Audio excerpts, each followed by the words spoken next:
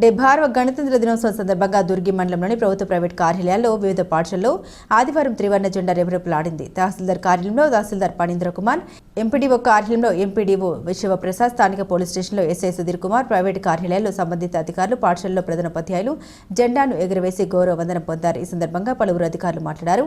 ఎందరో మహానుభావుల త్యాగ ఫలమే మనకు స్వాతంత్ర్యం వచ్చిందన్నారు. డాక్టర్ బి అంబేద్కర్ భారతీయులు ఎట్లా సుపరిపాలన చేసుకోవాలో రాజ్యాంగంను రూపొందించి భారత రాజ్యాంగ నిర్మాతగా పేరుగాంచారన్నారు. 26 జనవరి 1950 నుండి ఈ రాజ్యాంగంను అమలు చేయాలని ఆమోదం పొందిన రోజునే గణతంత్ర దినోత్సవం అంటారన్నారు.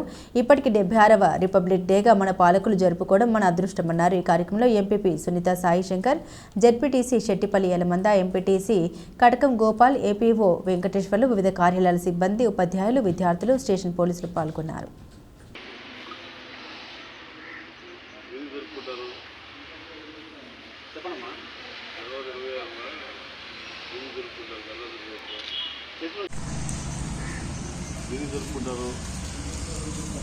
చెప్పనమ్మా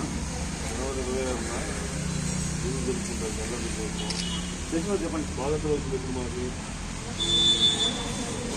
మీరు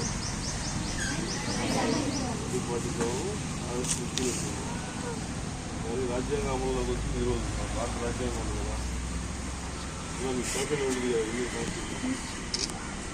భారత రాజ్యాంగం ఈరోజు అమల్లోకి వచ్చింది. భారత రాజ్యాంగం కంప్లీట్ అయింది 1949 నవంబర్ 26 కంప్లీట్ అయింది. కాకపోతే 1950 జనవరి 26 నుంచి రాజ్యాంగాన్ని అమలు తెచ్చింది. దీనికని రీజన్ ఉంటుంది. 50 జనవరి 26న మన రాజ్యాంగం పూర్తి స్థాయిలో అమల్లోకి రావడం జరిగింది. కాబట్టి దీన్ని మనం గణతంత్ర దినోత్సవంగా చేసుకోవడం జరుగుతూ ఉంది.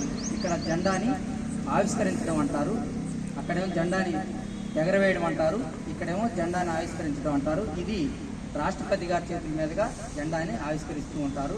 ఇది రాజ్పథ్లో, ఢిల్లీలో రాజ్పథ్లో ఎగరవేస్తూ ఉంటారు. ఇది మొదటి ఒక తేడా. అదేవిధంగా మనం ఆ రోజు స్వతంత్రం వచ్చిన రోజు మనం స్వేచ్ఛాయుత గాలిని తీసుకుంటూ స్వతంత్రాన్ని అనుభవిస్తున్నాము.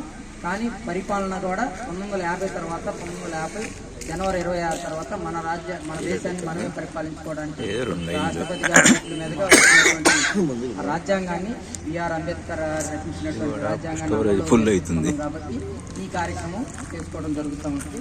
Thank you. ఇది ఒక్కటి మాత్రం పిల్లలు గుర్తుంచుకోవాలా, స్వతంత్ర దినోత్సవానికి రిపబ్లిక్ డేకి మధ్య ఉన్నటువంటి డిఫరెన్స్ని గుర్తుపెట్టుకోవాలని తెలియజేస్తూ ఉన్నాం.